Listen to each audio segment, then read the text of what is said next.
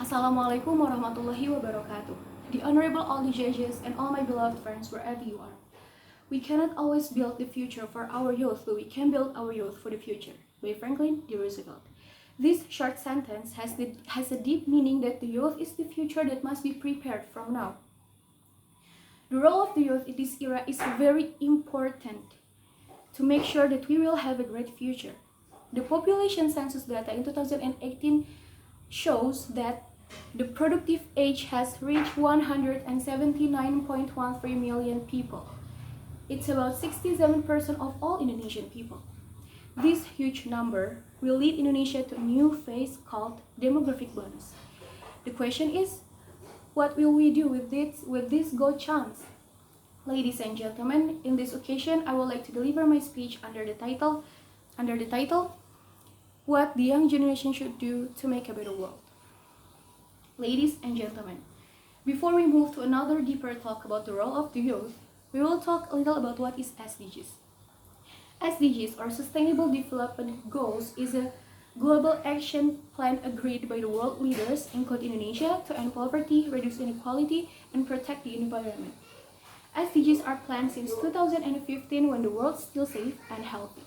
But how about now, when all parts of the world are getting stressed because of this pandemic? When COVID-19 comes, all changes. Then one question appears. Are we still can reach SDGs by 2030? Are we still can support the SDGs in this pandemic situation? Do you want to know the answer? The answer is yes, we can still reach the SDGs by 2030. How can we reach the SDGs by 2030, and how can we support the SDGs in this pandemic situation? Ladies and gentlemen, this is where the role of the youth is needed. The young generation in a time like this should do more and act more to affect society. Remember, we have 67% of all Indonesian people. If all of us are willing to act, we only should influence the 33% of all Indonesian people. We are 67, they are 33. It's not a big problem, and it's not a difficult thing to do. I will give you the example of the things we can do to support SDGs in this pandemic. The first is the smallest thing and the simple thing we can do: follow the government health protocols. When we already follow the government health protocol, it means that we have contributed to reducing the spread of COVID-19. Always use masks wherever we go, always keep the distance, always bring the hand sanitizers, and so on. These are the smallest and the simplest thing we can do. The second is, when we already discipline ourselves to do the government protocols, then influence others to do the same. When you walk into the street, then you find someone who doesn't wear a mask or who doesn't keep the distance, then tell them and ask them to do the protocols.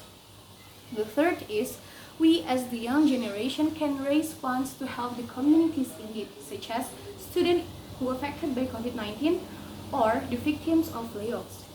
But the most important thing in this case is how do we aware people, and how do we make people realize that there are so many people out there who need our help.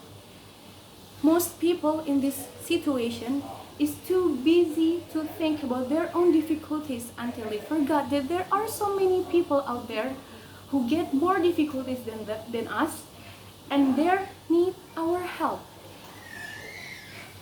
They don't realize it, and this is our duty to let them know. How is the way? Remember, we have so many digital platforms that we can use to make people aware and realize. We have Facebook, we have Instagram, we have TikTok. All we should do is use it correctly. And the fourth is, directly we go to the society and help. To the students, we can help them to fulfill their learning media. To the traders and food vendors, we can tell them how to use the platform digitals so they can use it to sell their things and foods. To the people who doesn't work, we can give them a little models from the funds, and we can tell them our creativity or skills so they can use it to fulfill their need. One kindness we do in this hard situation is very meaningful for someone. Those 4 things are just an example. There are so many things we can do to change the world to be a better place in this hard situation.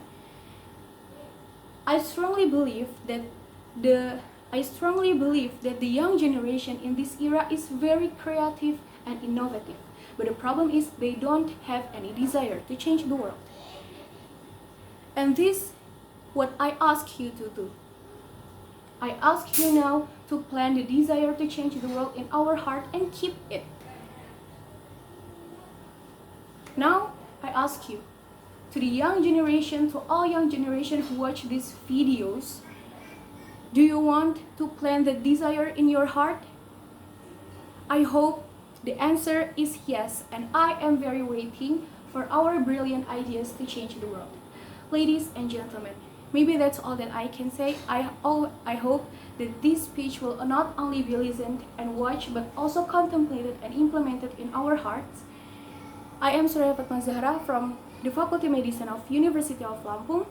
Thank you for your nice attention, and wassalamualaikum warahmatullahi wabarakatuh.